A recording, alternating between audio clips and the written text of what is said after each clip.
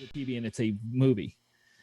Actually, I was at an auction a few years ago, and they had one of those up on for sale in the auction, and I thought this is awesome and this is cool. So I went and I bought it, thinking that it was an old technology and it would be worth something. So I went and I spent $75 on the discs or whatever, because there was this big box of discs, and then I went and spent another $100 and some on a player. This is going to be cool. We got home and played one to watch it, and it was horrible. The quality is terrible. Terrible quality. And then after that, it's like, well, okay, so I'll just advertise it and try to sell it. Couldn't find it. I eventually threw the thing in the garbage. To get rid of it, because it's like it just was sitting around and it did. So yeah, that's our first story tonight on DJNTV Monday Night Live. I want one of the records, because I collect records, not as in like the songs on the records, but odd and unusual records. My next one I'm going to hunt for is a 16 BPM record, and they were used a lot of times for recording speeches. And I definitely want to get one of those movie discs that, like I said, Pete had. I might just steal one of his, which one I can steal, just to add to my collection. But it was neat. If those of you didn't pick up on the thing we were talking about, go out and search movie records. And it's not a laser disc. It's an actual record with grooves that they made for a few years, about the time that the beta cassettes were out, and it was a big machine. You put the record in and it played a movie off the vibrations of the record in the cut. Crazy. Yeah. I am going to have to steal one of those from him. That's all there is to it. Pete, give one up. And the technology of the day, man, it was so awesome. Okay. Hey, we're here. Thank you for joining us tonight. We are broadcasting out to just Facebook tonight. We are not doing, just YouTube tonight. Now Facebook this evening, because, well, I just didn't feel like going and digging up the code. I just didn't. Because you're honest. I mean, I could tell you that the code didn't work or that. But no, I just didn't feel like it. After doing the test with Chew.tv, we were testing that for doing a live show. So we had the webinar side going. So for some of us were chatting via the Zoom webinar. Some were watching us on YouTube, and then some were able to catch it via that Chew.tv. We had so much going on that we just are not gonna. We're just going to YouTube tonight. So yay, rah rah. So MJ, what are we talking about tonight? Bring us up. I'm daring you. I'm daring you. I double dog dare you. That was the thing when we posted in our little multi-chat between us all. Dan came back with the triple dog dare, and I passed it up. It's too heavy for me. But tonight, I picked that title. It's not the best title for what we're doing, but I just wanted to do it to get people's attention. Because it actually, our title for tonight's show should be something like, it's more of a conceptual thing tonight. Okay. So I want you to know how I'm not one of those shows where we actually do, this is this, and this is this, and instructional. I want you to think tonight, and I'm going to push you to think. Yeah. Go ahead, Dan. I saw that. He said, I work at school all day. I don't want to think anymore. This is my downtime. No, it's going to be good though, and we're going to share some stories tonight. I'm going to share a story of my Saturday night gig that I think is going to be encouraging and helpful. But this kind of goes out, and it's going to continue on to a Friday night conversation I had. I'm going to bring all this stuff in there, and hopefully tonight to get you to think about your music and music in general. This is kind of a show that is dedicated to the DJs that say, I don't DJ, I make memories. And to the DJs that say mixing isn't necessary. And to the DJs who really don't expand their music beyond the stuff they DJ all the time. This is going out to you, and I'm kind of calling you out because it ticks me off, because to me, that mentality of all those things just said is laziness. And where it comes to is that I want you to think about your music, because instead of the show being, I dare you to do your job without music, which is what it is. Go ahead, try to do your job one day without music. John, you said in the little chat, you said I did that once. Was that you forgetting music? No. I've done numerous shows where I was a DJ, but I didn't use any music. All right, that's not what we're talking about. Obviously not, but I figured that out. But it's we're like talking about you being in charge of the music. I could have, but I could have talked about the other ways to entertain without, and I'm sure we've all done variations of that. But yeah, and we're also not talking about doing your job without music by forgetting your laptop at home. Yeah, we know Dan and I have both done that. Power supply, yes, but. Yeah, but it's imagine not just doing your job without music, your announcements, your introductions with no music. Imagine even worse than that, doing it with the wrong music. Okay, I want you to think about how big of a part music plays in what you do if it wasn't there, or how big is it compared to what you do? Which is bigger physically in the room? And you know what I mean? MJ, make it just to add a little bit. You mentioned, the music that you play for specific things, and that of all the different things when DJs get sued when it comes to weddings, the area in which judges are easily fined in favor of the plaintiff in that is the times where, for the introduction, I was supposed to have this song played, but you played that song. Or for my first dance, you said you'd play this song and you played that one. That is one of the easiest things. And when I actually, one of our situations when we were sued by a client for a different matter, but that was actually one of the questions the judge had. Did the DJ play all of your songs? Did he play your first dance? Yes. Did you play your second dance? Yes. Then what's the problem? You contracted him for these hours, these things. So music, the right song at the right time is probably more important than most people would actually think, especially when it comes to legalities in weddings. That's exactly what you said there. Something I have written down here. Your music can do your job without you, but you can't do your job without your music. So if it nothing else, it's a 50-50 teamwork. But this is, again, going out to all the people who disconnect from music and go, it's not important. I'm important. I'm the one who talks. Okay, you're part of it. You're a cog in the wheel along with the music. The thing that I want to talk about, and I'm going to try to get all of you guys to pitch in tonight in a way that I want to look at how to reach and connect with people through your music. And I think those are two different things, reaching them and connecting with them. And because that kind of is our ultimate goal, is to reach out to an audience we don't have, to have them book us for an event. And then once we're there, to connect with them and then make that memory and then make that friendship, etc. Some stats we're going to go through tonight, and I think some of you might be surprised with this, and I hope you enjoy them. And I'm going to try to pronounce this as best I can. These are the 2017 Music Consumer Insight Report from the International Federation of Phonographic Industry. Phonographic, okay? PH. It is a nonprofit organization that represents the interests of the recording industry, and they each year put together a different bunch of statistics about how music is consumed. And that's what we're going to first starting looking at, is how do people, and you got to remember, how John, Dan, Shaney are the wedding people, that your average wedding person for your weddings now. What's the average age, give or take, would you say? Early 30s. Yeah. Okay. Yeah, I was just going to say somewhere in that 30s range, because But you are getting some younger ones and you are getting some older ones, right? Yes, Yeah. this year. Okay, so we're going to cover all of them and some younger ones even too, that in case you do other types of events. Shaney, I know you do a lot of ones. I just did a Sweet 16 on Saturday. So part of these statistics are some of those crowds too. One of the things they start off with in this that they say, and I think it's one of the coolest things, that this next generation has a high level of engagement with their music. Mm-hmm. And I think that's kind of something that you have to keep in mind, that to maybe an older person, it's just music, but to them, it's heart and soul and life. And the best way I can explain that to you, and I want to talk about it a little bit later, is remember people our age, when you were kids and someone made you or you made them a mixtape, why did you do that? To try to connect with them in their heart. You wanted to engage deeply and lovingly with them over this music. And that's why you did it.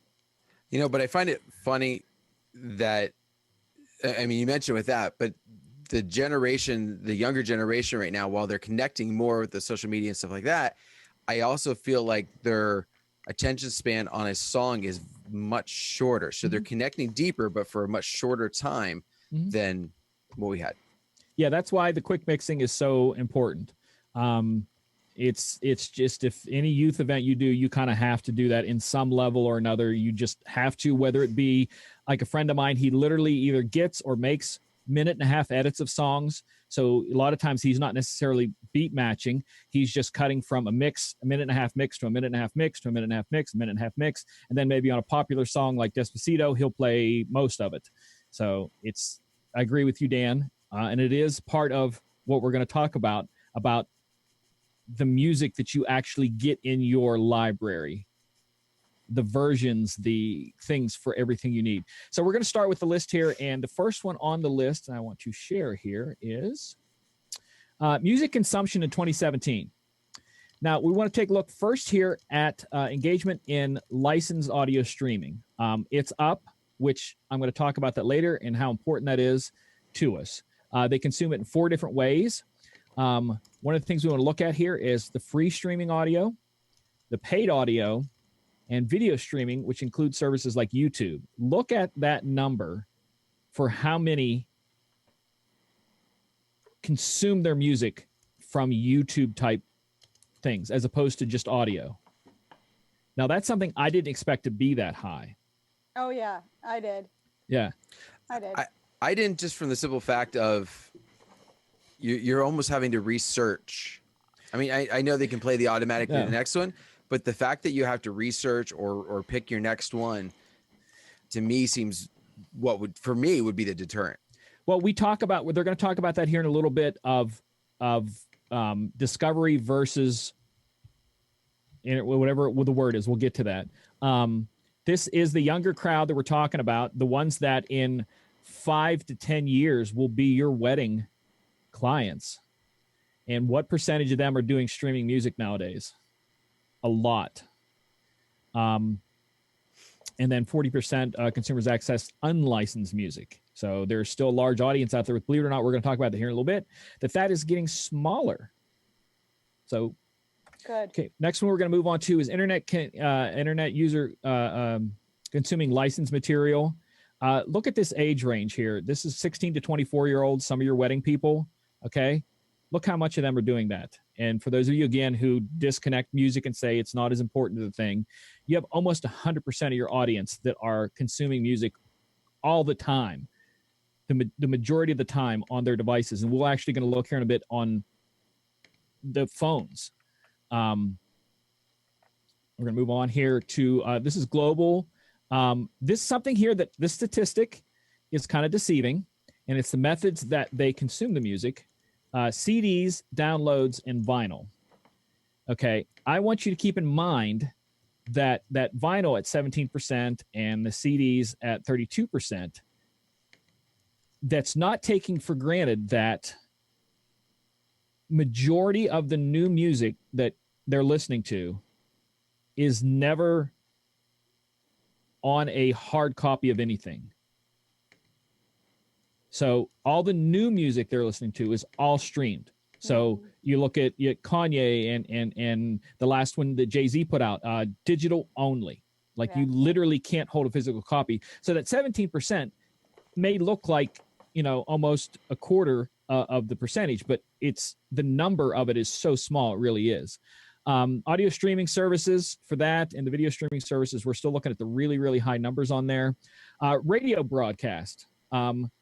Keep in mind that looking at 35%, that these are kids that hook up their phone Bluetooth to the TV, to their car radio, and then click on an app that opens up their local radio. So that's something you might not think about, but that's a norm. I couldn't even tell you last time I had a radio station on ever, because if I need to grab something, I'll grab it digitally locally. It's just, like I said, I embrace the technology a lot more than most people do. But again, keep in mind, all this stuff I'm telling you is about the audience that you're going to have at your weddings really, really soon. So keep that in mind. Moving on quickly here. Phone consumption here. This is what I think is kind of neat. Age groups here. How much are they using their smartphone? Just a smartphone. So what age group did you say, Dan, for the wedding? I said 30s. Okay, Early so 30s. we have anywhere from 64 to 78% are on that phone consuming music. Which is actually very interesting, MJ, is that I expected some of the European countries where they're actually charging a fee already on their phone for music streaming. That they are paying a basically a music streaming license on their phone unless you go and opt out of it. So some of the European countries are paying for it, and you would think that because of them paying for it, that Sweden is one, that they would be so much higher. But I think you're just looking at the part where technology, i.e. South Korea, and who was at the top there? Was China there? Mexico. Mexico, Brazil? I thought China. Because some of these countries, I think it has to do with the infrastructure that gives them more access to unfiltered stuff through the internet and the phone, as opposed to stuff that is kind of controlled by local radio in a way. Where does China fit? Now, granted, there's a huge population that doesn't have the technology or the money to buy. But I was just wondering if they even made. They weren't on the list. Japan was the only one there. There's only a couple of Asian countries. Oh darn! But part of it is that, like you said, John, what we're also going to talk about here in a little bit, licensing, singular license versus family licensing. So 90% of all paid audio streams are using smartphones, which I'm like that all the time on this thing. You have no idea how I love to be connected to music through that, and it's streaming. And we're going to talk about my gig Saturday and how this became really important and a game changer, I think. Sure. Younger ones, we're going to talk about the youngins here. Okay. They consume their music. This is our 13 to 15-year-old demographics. 13, 15-year-olds are purchasing physical or paid music downloads. So that means that it's not streamed, that they're getting a copy of some sort, whether it's a digital copy, an MP3 download, whatever. They're also in that high video range intake.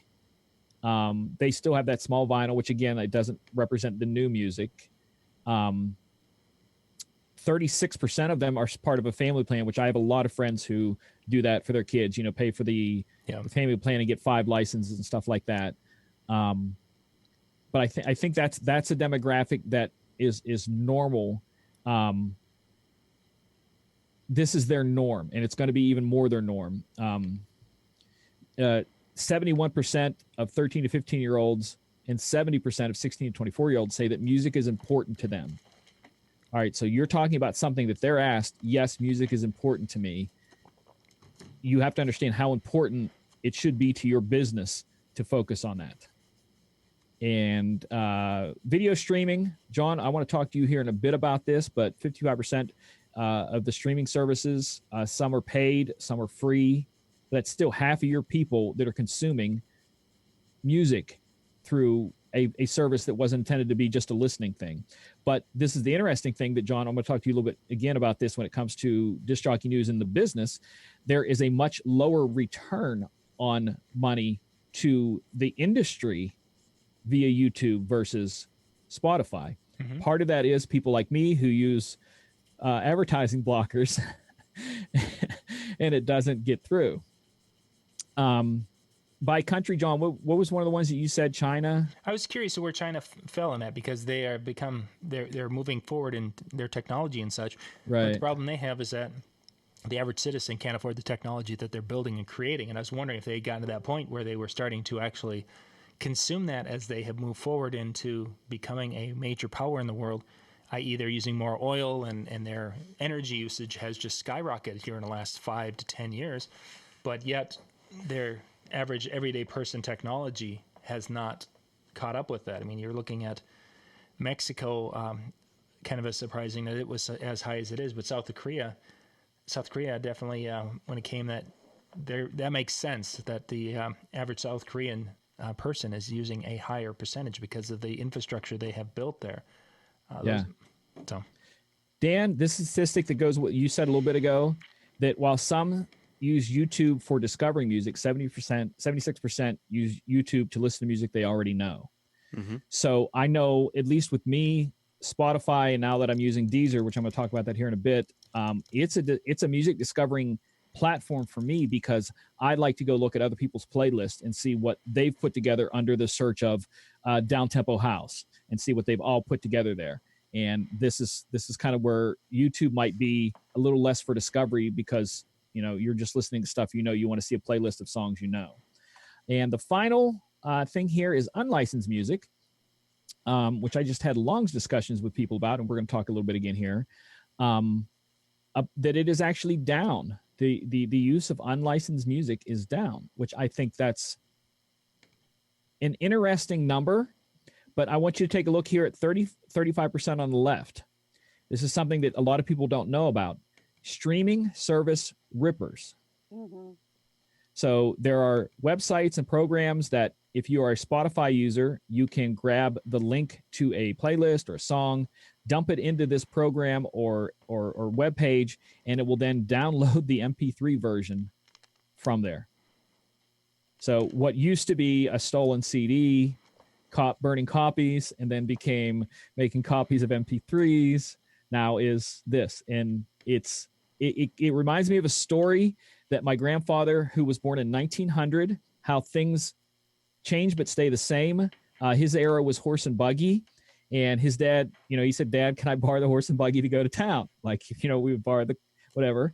And his dad said, "Yeah, take it easy on the horses and stop at every water hole, to get there."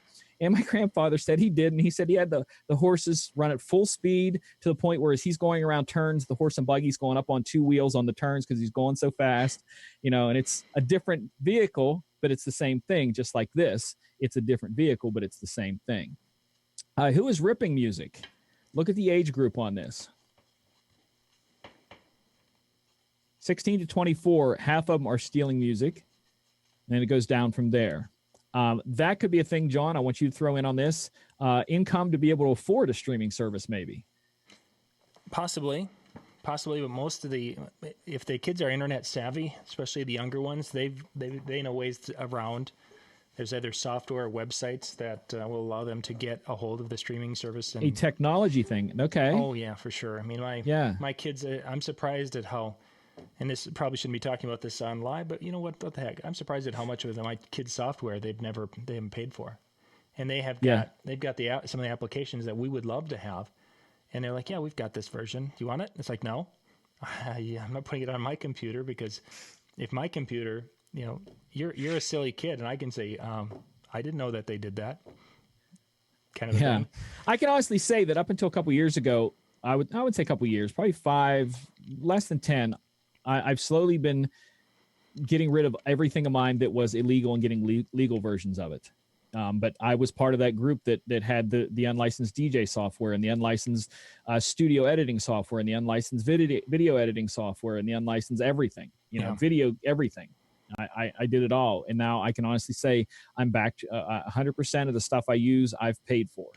Or gotten through Disc Jockey News, because we do get sampler stuff. There's some apps that I've gotten through the companies that they let me test, which is neat. Kind of getting, that's one of the perks of doing what we do is you get to test some stuff and get some apps and stuff. But this is kind of neat here that they use 54% use Google to go find unlicensed music, the same way that people use Google to go find how to stream a movie or a TV show that you don't own. It's the same thing, just different. Like I said, back to all that. Now, with all that said, I want to use our Monday night hosts and talk to them about how they use music to, and here, listen to this, to reach and connect with an audience. All right, so we want to talk about that. I want to start with Dan, because is that okay? Or we didn't start somebody else? No, it's fine. It's fine. Yeah, Dan hit me up Saturday morning with a question about something that he wanted to try. And again, I love this because we look at those numbers of those statistics. A younger person wouldn't have thought twice about jumping into what you're doing. You were trying Saturday, Dan. But most old people wouldn't even bother at all. Okay. They would never even think about it. They wouldn't even do it. But Dan wanted to be able to do his, what do they call it? I just blank, not processional. So it was the wedding introductions for the reception. Yeah. And basically had 10 different couples or 10 different sets here, and each set had their own song.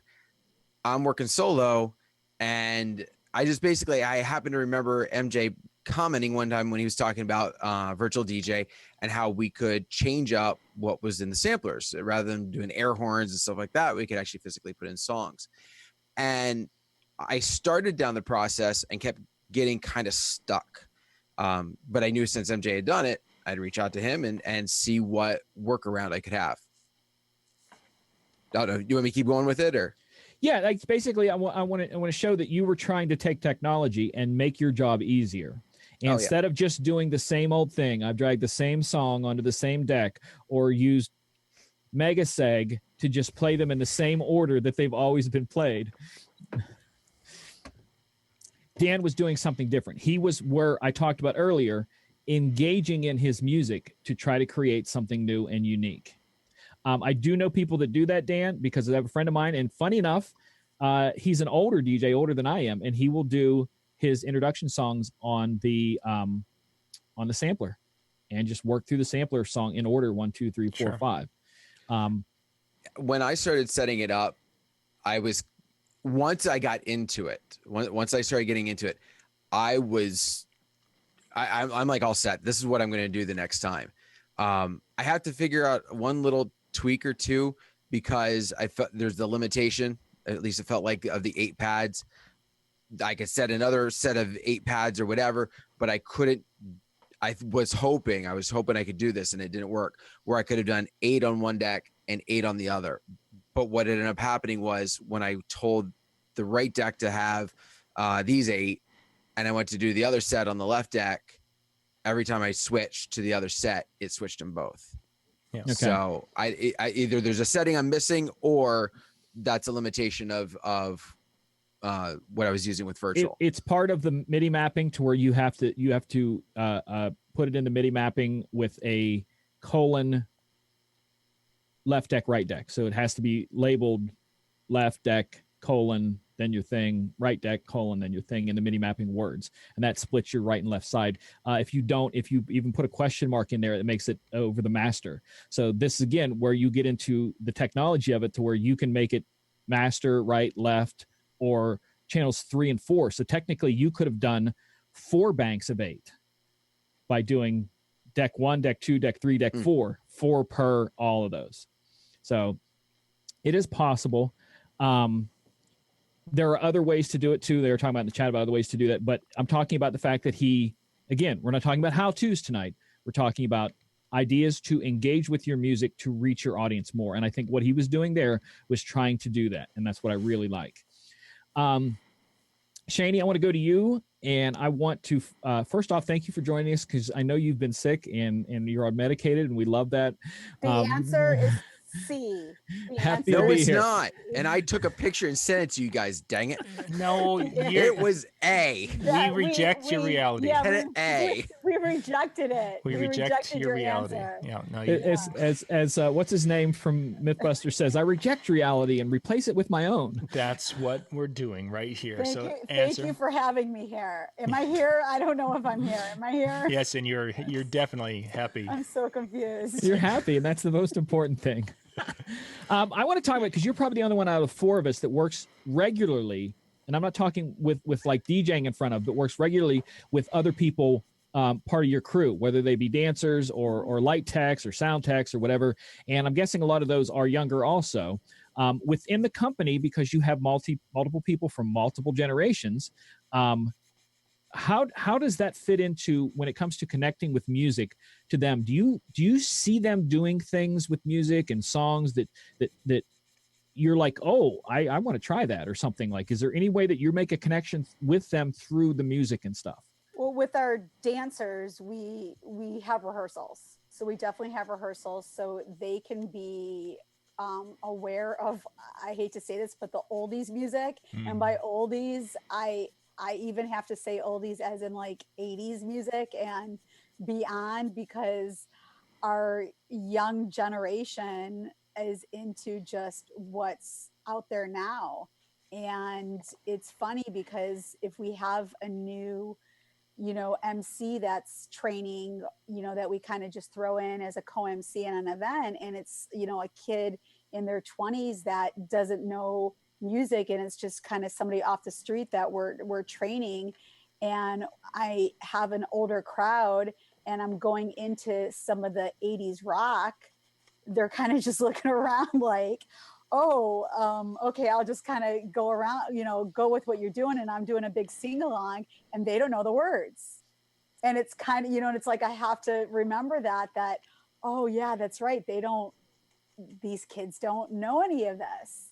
So, and it also goes the other way, that all of a sudden I'll go into, some crazy, like the song Magnolia or something. And these kids just start going into, the certain dance that goes with it. And it's not like, a line dance that goes with it. It's just a certain bop that, they do, like with their hands and stuff, but it's like something you do. So you can't have your older dancers start doing this, what we call, like on the mitzvahs, like a lead foul type thing, because these kids will look at you like, why you want us to do that when this is what we all do, because this is what YouTube does, and this is what, everybody does to this song. So you have to try to keep up with what the young generation does, and we have to have what the young generation know what the older generation does, and we have to kind of have that connection there, so everybody's on the same page on our events, and it's not just like iceberg straight ahead and it's just, you're just like, oh, look kids, iceberg straight ahead, and we're just going straight towards it. So yeah, I mean, we have to make sure we're all on the same page on, something like that and that's just including the dancers, and that's not including the lights and the texts and the talking to the DJ if I'm the MC and things like that. So it's a crazy situation when you have a lot of people in the mix. Do you find that being open to communicating with them about the older music and them being open to communicate to you about the newer music and newer dances, does that build a connection? Because we're talking about reaching and connecting. Do you feel that really makes a connection that goes beyond a professional level? It does, because I try to explain to them that the feeling that they get when their hip hop jam comes on and they give me that 100% energy is the same energy I want them to have when that older crowd is out there and they smile when they hear their jam come on. And I want them to have that same kind of energy that the older people are feeling, that they feel when their song comes on, so they could feel that connection, and they can kind of have that feeling where it's okay to go over to those adults, and it's okay to go over to the older crowd, being a 22-year-old and putting your arms around them and swaying back and forth and letting them sing even though you don't know the words, but just getting in the mix with them and just kind of getting that feeling of just that vibe where I say, I need, if I'm MC of the party and I'm like, I want you to put your arms around the person next to you, and I want you to just sway back side to side, and I want you to sing as loud as you can. And that's when I tell my dancers, get in that crowd and find somebody and sway with them. And I want you to get out there, so it's not just you on stage, just, I don't know the words of the song, so I'm just, like, I want them, in that crowd, so they get that feeling and that emotion and the vibe, from the adults, so they have that connection. So when the newer music comes on, those adults have that connection with my younger dancers now, where they're not going to want to walk off the dance floor, because I keep those younger dancers now in the back with the adults, because the kids don't need my dancers now. They're just gonna do the wally, they're gonna rolly and all that stuff on their own. So they don't need my dancers for any of that. So I say to my younger dancers, I want you to teach the adults those moves. Teach them the moves. I mean, you'll have to dumb them down a little, but teach them the moves. And because you now have that connection, that you just sang Bon Jovi with them and you just sang all this other stuff with them, and they just have this moment and this vibe that they're beasties for like the next 3 hours. And, Grandma Eunice is beasties with my dancer Tyrone, to the point where they want to exchange phone numbers and wants Tyrone to come over for dinner next Sunday, like they just, they have this great connection, and it's all because they bonded over the music and everything. And that's what I love. And that's what I want to see on the dance floor, that they weren't scared to, they didn't walk off when the newer music came on, because I had my people out there that already bonded with them over it. That's the perfect explanation right there, Shani, about the connection side of it. I really like that. Sean, John, I want to go the exact opposite direction of connection, and I want to go about reaching. Big part of what you do with this Chalky News is about reaching out to new viewers and trying to get the viewers there. I mean, I know a lot of what we do is connecting with viewers week after week, but through advertiser money and stuff like that, you need to reach out to new audiences. What have you seen over the past couple of years with this next generation? You can go back 10 years, whatever, how far you want to go, and look at how things are different and what you have to do now to reach the next generation, if you want to say that. I hate to use that as such a generic term, but talk about like the reaching side through the social media, through all of that.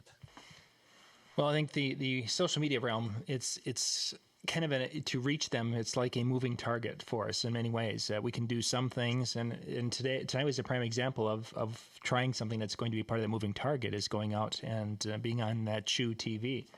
Is that we've looked at that, we've looked at other streaming services. Where are younger DJs consuming information, and how are they consuming it? And as we're finding out, a lot of younger DJs, all of their things they're consuming are related and circle around music and music playback. Is what really about 90% of what they're wanting is getting into.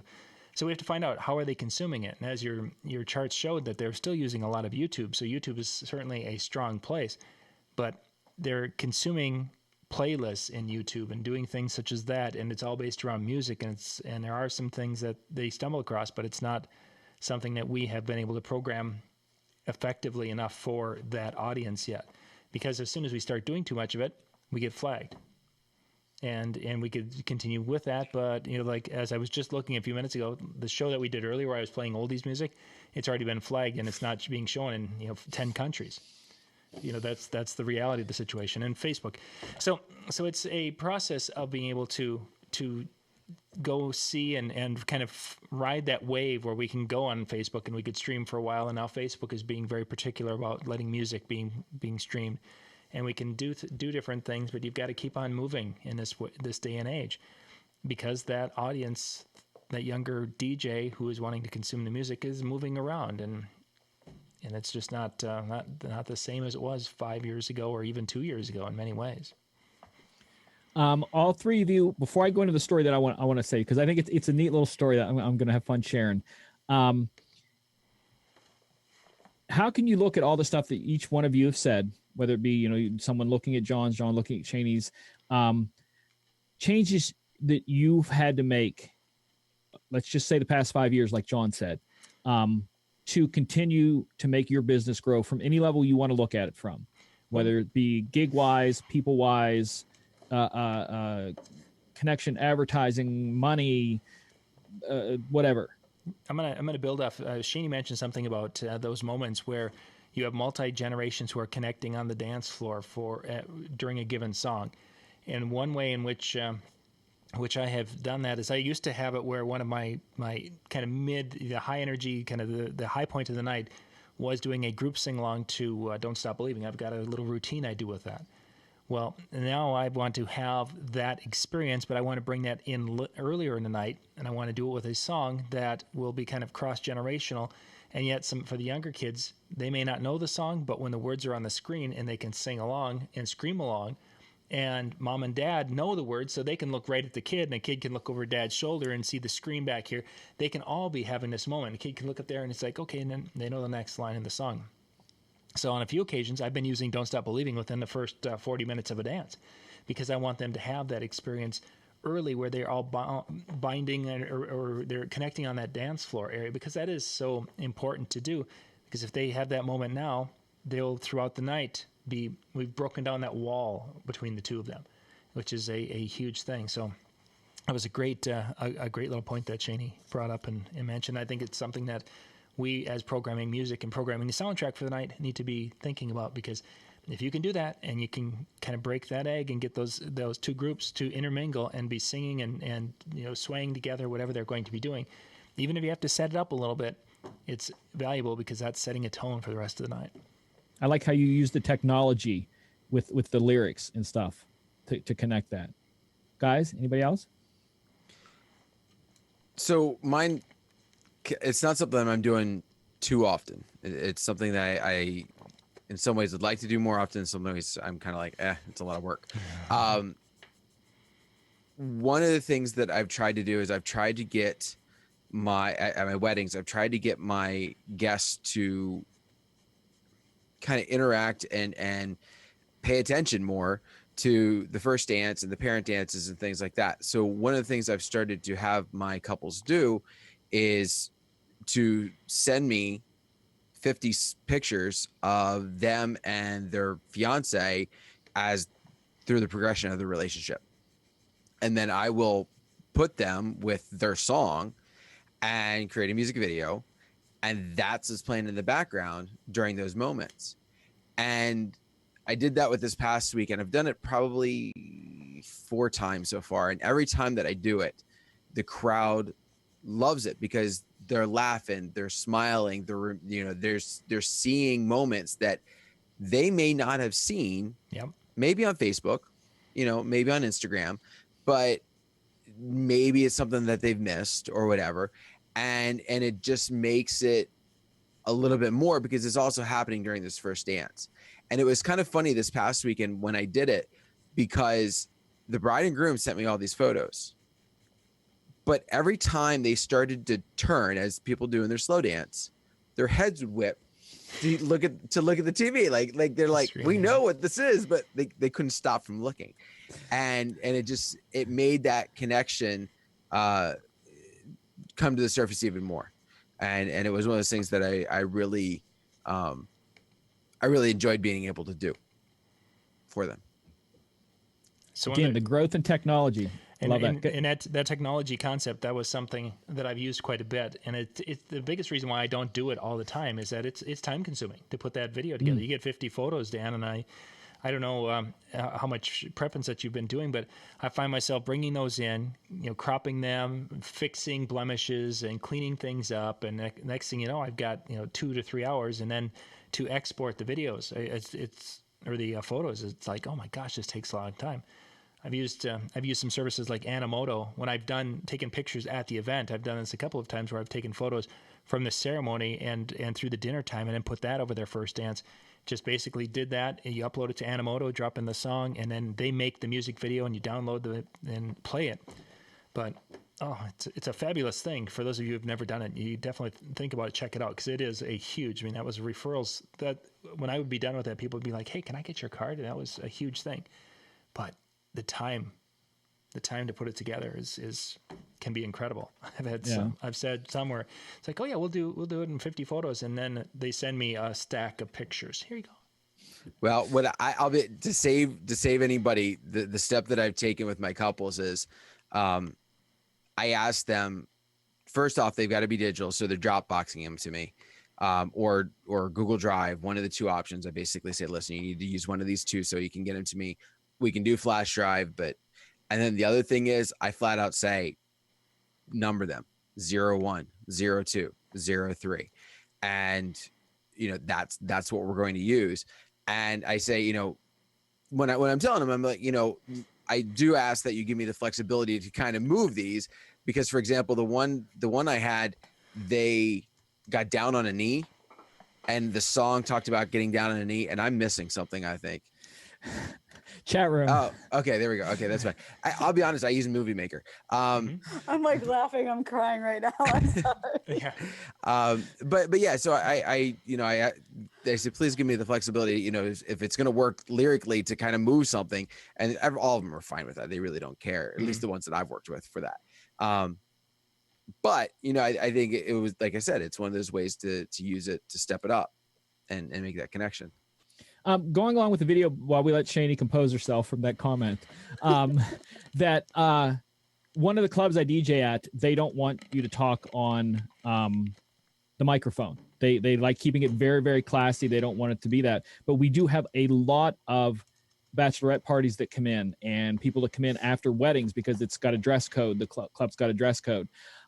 So because of embracing the software that I use with virtual, I'm able to put text up on the screen, and I make sure that our waiters and staff that go, if we have a group in here that's celebrating, you know, a bachelorette or just got married, let me know the names, and I will put it in and put it up on the screen. Congratulations, so-and-so, happy birthday, so-and-so.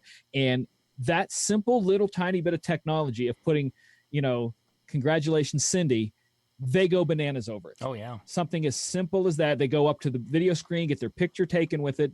And it's a way of just using the technology that's in front of you to connect with someone. So Shani, if you compose yourself from finding out. I just took another pill like 10 minutes ago. So that's what I'm like. Was it hide your wife, hide your kids? I'm coming through the window, you know. So what was even the question we were doing about how it's changed over the past 5 years? Yeah. Well, I mean, a couple of things for me this past season. I mean, one major thing that relates to us is, and I know I've talked about this numerous times on the show, is how much like I've always hated how the kids are always on their phone during my parties, and like how I just have to like embrace it because they're having a good time, even though they're not dancing, and it bothers me. But they're having a blast. So we started Snapchat filters with them, with you know, that we sell in our final meetings. So we do a filter of like what they want, and then we also put our branding on it. So that's what I do. I do the same thing in the videos. I do the same thing in the videos. So when the people get their picture taken with the happy birthday so-and-so, it has the club's logo in one corner and mine in the other. So we, you know, so they get to choose, you know, what they want. So now I try not to freak out so much, you know, we tell, you know, so I could, you know, if I'm the MC or if I'm the DJ, I'll make sure the MC tells them, you know, make sure you guys go to the Snapchat filters and, you know, post for Megan's, you know, party, blah, blah, blah, so they could post it. And then I don't freak out as much, even though I still freak out a little bit because I feel like they're just not in the moment. And I just have to give that up because I know they're in their moment. So that's, you know, one thing we're doing. And the other thing that we just started doing is the week of everybody's parties, I'm personally calling all our clients, including my clients and my other MC's clients, and I'm letting them know that I'm running a special that if they want to,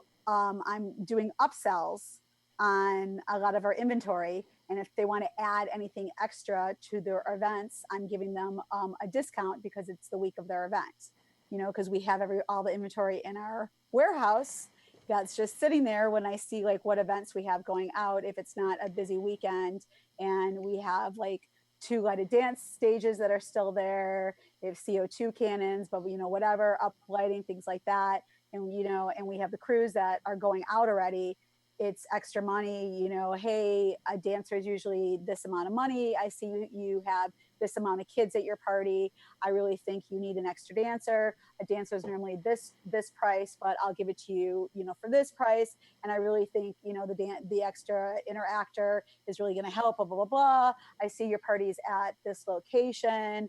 I really think you need some, you know, I see your package doesn't include the lighted dance risers. I see we have the dance risers, but we don't have the LED dance risers. I really think that, you know, that's really going to enhance your party to have the lighted dance risers.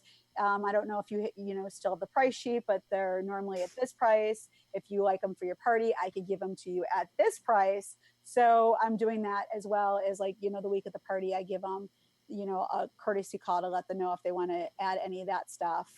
You know, we can add it right then and there, and I could take their credit card right over the phone and just add it, and I won't do any additional charges except for that. So that's kind of something that I'm just doing last minute with that too.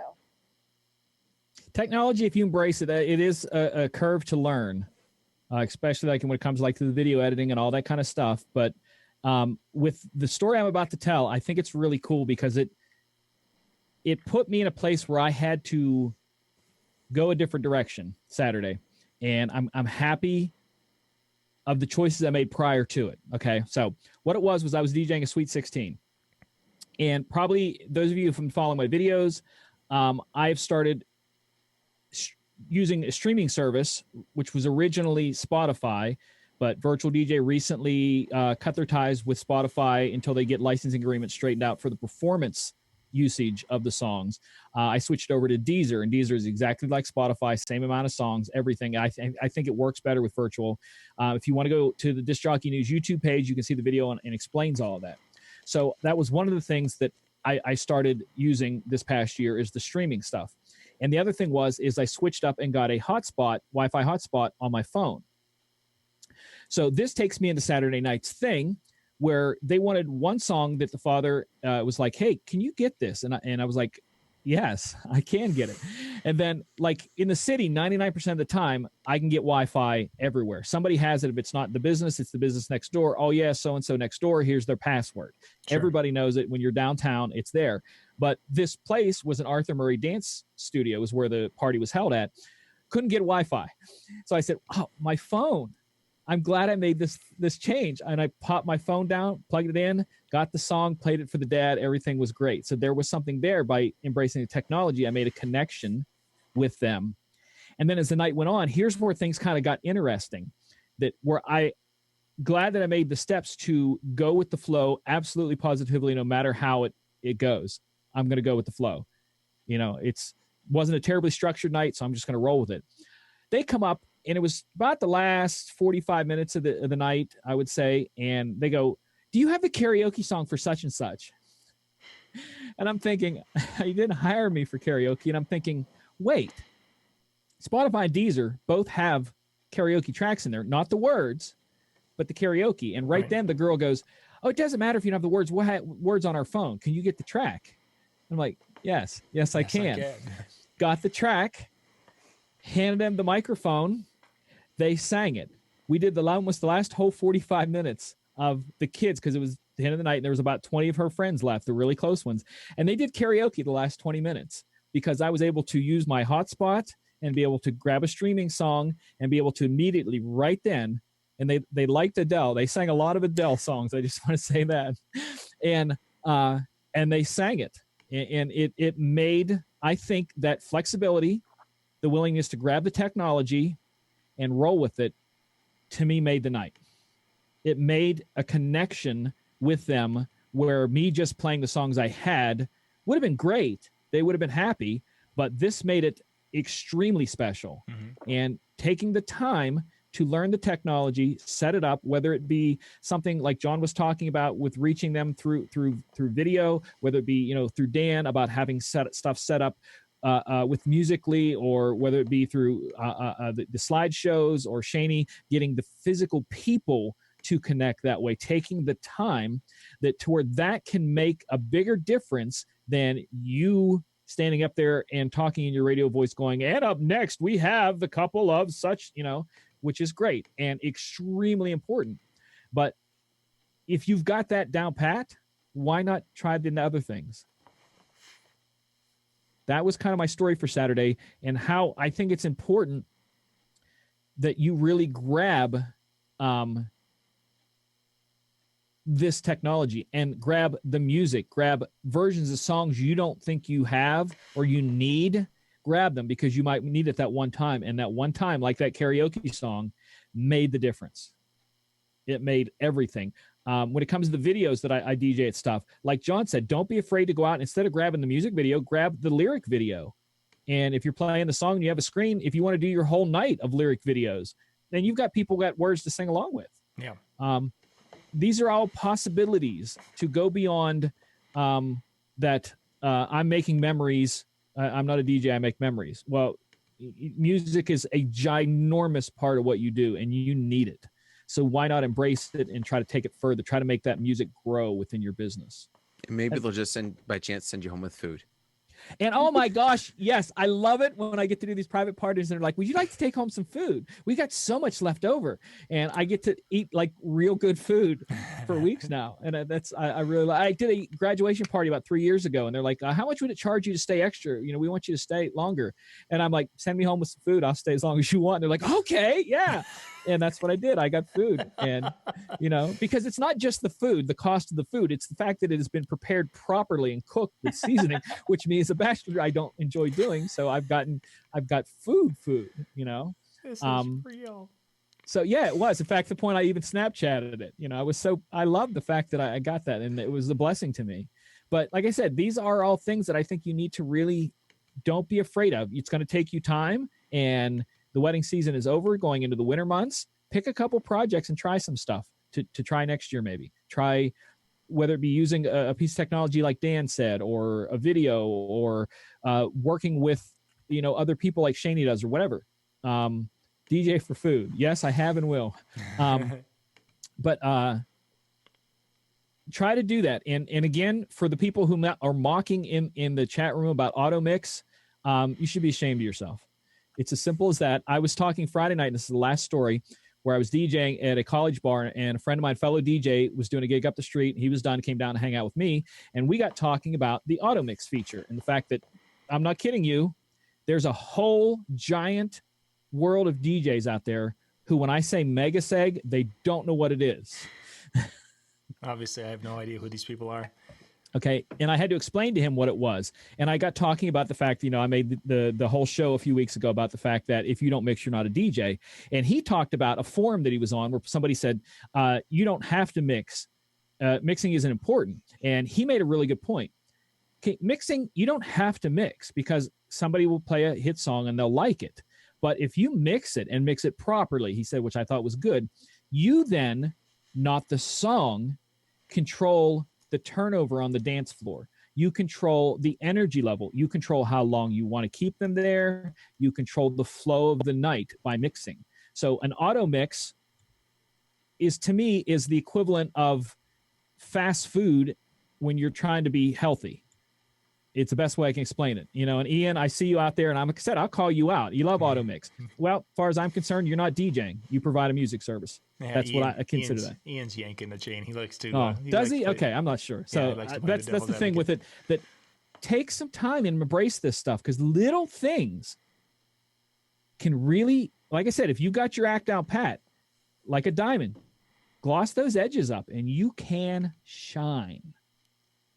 Shine bright like a diamond. That's what I was thinking too. But not yellow diamonds in the sky. And then we close our show with. So that was my thing tonight. I hope you got something out. I hope you got out of our stories. It's about taking that next step and engaging and reaching out with the stuff that you have in your computer that you use all the time. Engage and reach, connect and reach. Engage. Shine bright like a diamond. And shine bright like a... I'm just happy to be here. The answer is C. That was Shani's line, Sean. I know, but I thought I wanted to use it. I wanted to use it. Yeah, Ian can mix. I know. I'm messing. That's he went there, so I went there. I became a thermometer instead of a thermostat. I went with the temperature change. Cool. So that's it. Hope you guys. Next week is open question night. Is it? Didn't we just do yes. that one? Open question night next week. So already? send us some questions, challenges, please. I have a question. I'm going to do a question I already have a question. No, because I already have for a next question. week. Okay. Yeah, I already have a question. All right, cool. Because it was brought up to me, and it was like a really weird conversation I had with a DJ, and I was like, wow, okay, so I want to bring it, and I actually want to bring it to the chat room. Like, it's going to be kind of a reverse. Ooh, we should do a whole night where we chat instead of talk. We just sit here and chat. See the video of this. Yeah, no. So put the cameras on their keyboards. Mine's gonna be for the three of you, but I also want the opinion of everybody in the chat room, because everybody does different types of events. So I really want everybody's opinion on this. I love this. Yeah, just like Shani, prepare. If I remember. No, I will. Remember, the answer will be C. It will every time. But I brought a pen. I can't take the multiple. I brought a pen, not a number 2 pencil. Oh no, you can't. No pen, no credit. You will flunk it fast. Alrighty, we're gonna wrap things up. Thank you guys for being with us tonight. We've got, let's see, this week, tomorrow night we're going to be, Ben Stowe's going to be talking about some of the things and tips and ideas for doing live sound at your events, whether it's a ceremony event. We're not going to focus too much on that. We're going to give you a little bit with that, but really for the DJs who are thinking about getting into doing sound production for a band, a small band or something, maybe at the church. We're going to dig into that tomorrow night, and Ben's going to bring in some different tools and such and kind of walk us through what some of the things we need to know to do that. And then Brian Red and I are going to be doing a wedding.